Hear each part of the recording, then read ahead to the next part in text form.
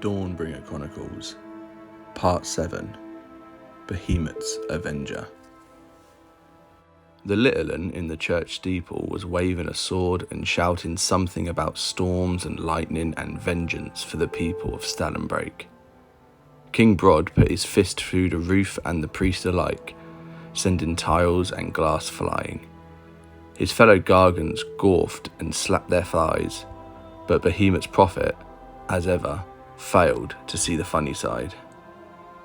The single working eye in his craggy face narrowed as he looked upon the human strong point that squatted upon the ruins of Tor Belar like a nest of insects. "Stinking little vermin," he bellowed. "I'll squash the lot of you." Once upon a time, the runt tribes of the Scarborough sprawl had known their place, which was beneath Behemat's heel. They'd grovelled before the world titan as was right and proper, raising temples in his honour and in the hope he wouldn't stomp them into mush. Temples like the one that had once stood here, before the godling's mortal whelps had knocked it down and built atop it. "Trespassers!" Brod roared as he kicked a horse and rider so hard they flew over the strong point's palisade. "This ain't your place, you little rats!" The humans answered with musketry. Atop the second level of the strong point, where a second inner wall was constructed along the edge of a rock ridge, there were lines of gun-wielding soldiers and cannons whose barrels protruded from a heavy shield. Steam-spewing war engines rumbled forward. With a thunderous eruption, these weapons fired in one fearsome volley, sending up gouts of smoke and flame and unleashing a hail of metal that smacked into the advancing mega-gargants. Old Humbo Headsquasher staggered, belly blasted open. The salt-haired sea gargant Magran took a cannonball to the knee, hopping about before collapsing upon a row of vine-thatched buildings, squashing them flat. Stocky the Smasher's head exploded, splattering those next to him with chunks of skull and brain.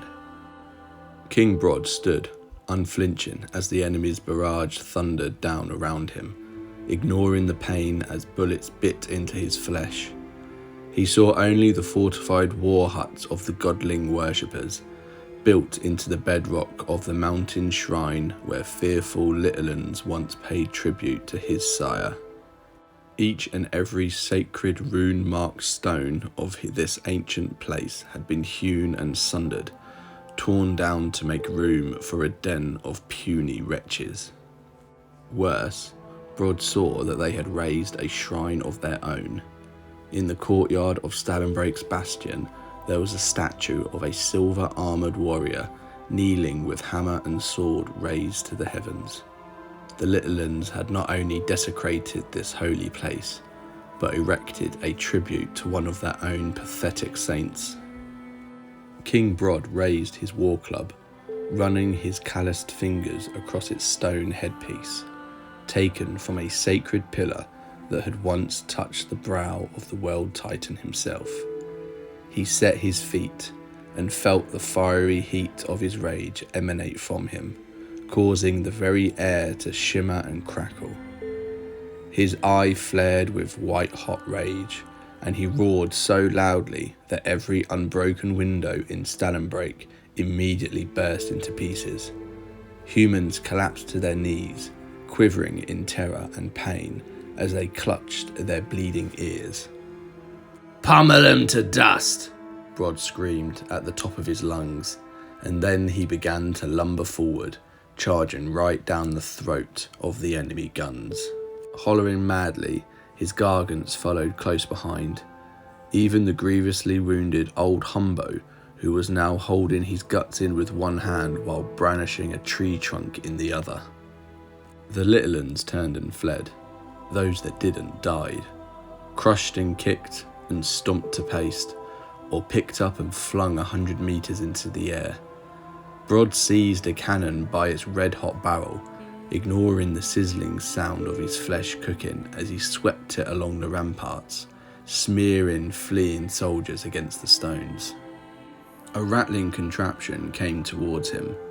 It looked to Brod like an iron shoe with a cannon poking through a hole at the front, and spewed a cloud of steam that scalded the Megagargant's thigh red. He howled and brought his club down on the turret, caving in the steam tank's hull and taking a grim pleasure in the screams of the humans within as they were boiled alive by their own malfunctioning engine. Behemat's prophet oversaw the utter annihilation of Dawnbringer.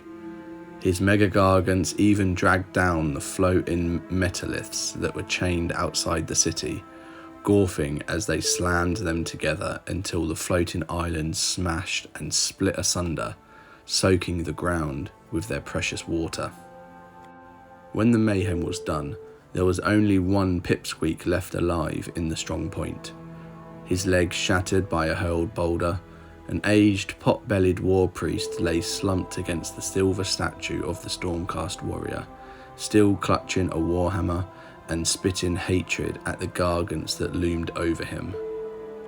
King Brod elbowed his way through the crowd, pushing a limping Magrum aside as the Kraken Eater raised his fist to splatter the little un across the stones.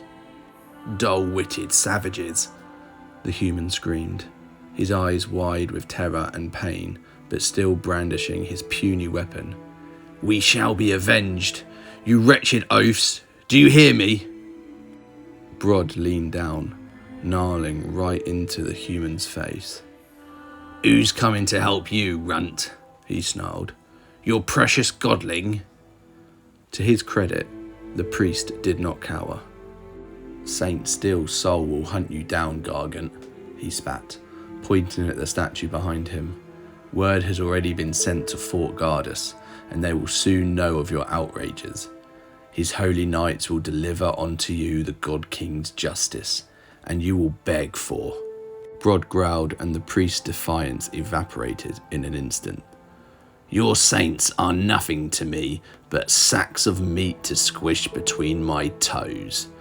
Daring to squat here on the ruins of my father's temple, to spit on his memory by raising statues to them. What's slaying him with their storm magic?" The prophet of Behemat stepped forward and seized the statue of Garda Steelsoul. Veins stood out on his weathered neck as he strained with all his might, until the sound of shearing marble cracked out across the corpse-strewn strong point. King Brod ripped the silver Stormcast from its base and stood holding it aloft like a trophy, while his lads howled and roared and slapped each other on the back. The wounded priest whimpered as he stared into Brod's one good eye, which shone with a holy fervour that outstripped his own. The statue of Garda Steelsoul loomed over him, and for once the priest found no solace in its noble visage. "I'm coming for your saint and his silver wretches," Brod growled. "I'm gonna do to his precious castle just what I done here today, and when he's lying there at my feet, broken and bloody, I'm going to squish him like a bug. Just like this." And with that, Brod brought the statue crashing down.